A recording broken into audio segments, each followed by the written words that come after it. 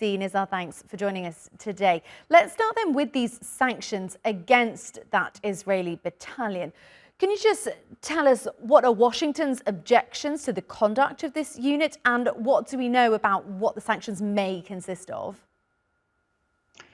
Sure. So basically, there is a law in the U.S., the Leahy law, which basically requires the State Department to ensure that any weapons sales to a country, American weapons sale to a country, that those weapons are not used to violate human rights. And if that turns out to be the case, then whichever unit committed that human rights violations needs to be sanctioned or taken prevented from using those American weapons. Now, in this case of this unit, it happened to have injured a Palestinian who has American citizenship, an 80-year-old person, and left him to bleed to death.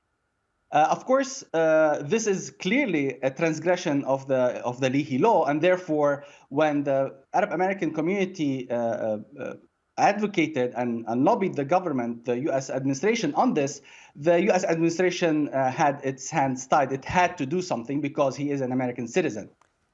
Of course, this is a precedent. It's a very good precedent. It's better than nothing.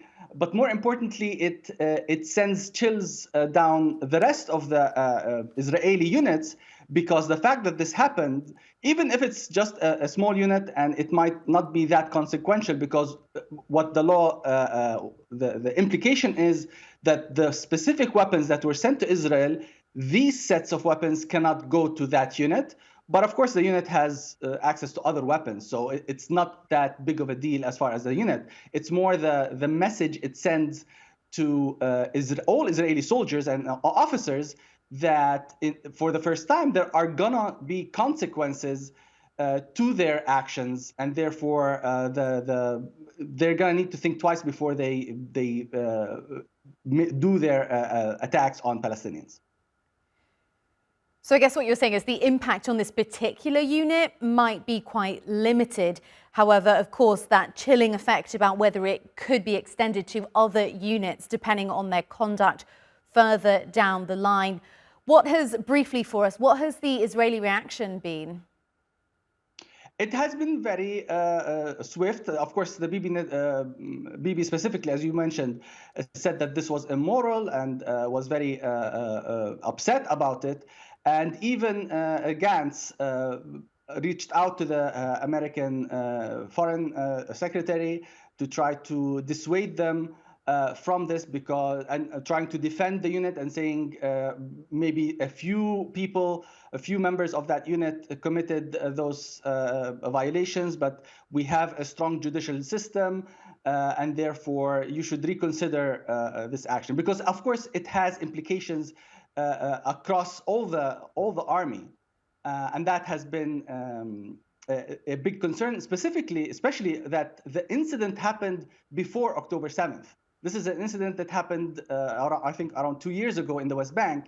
So you can imagine the coming cases in the near future of all the human rights violations that are committed in Gaza, and how that's going to curtail so many Israeli units, but also Israeli politicians. Absolutely, absolutely. And finally, more broadly, we understand, obviously, these tensions in the Israeli war cabinet. And Benny Gantz has asked for a meeting about the Israeli war goals, which seems quite broad. I wonder if there's anything we can read into that request at this time. Of course, the cabinet is made of politicians that are from very different and opposing political parties.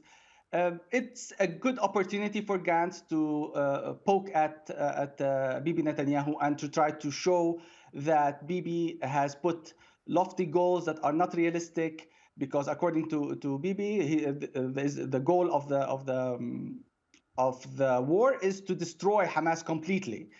And of course, that's unachievable. So now Gantz is coming across as the reasonable politician who can get a realistic job done, especially with the backdrop of how unpopular Bibi Netanyahu is. So he's definitely scoring political points in the hope that And in fact, he has, I think a week or two ago, he pushed for and announced that we need to have elections in September. And that also, of course, upset Bibi Netanyahu. So, of course, all of this is political posturing that is opportune for Gantz. Okay, so internal Israeli political posturing. Nizar Farsakh from Washington. Many thanks for joining us this evening. Thank you for having me.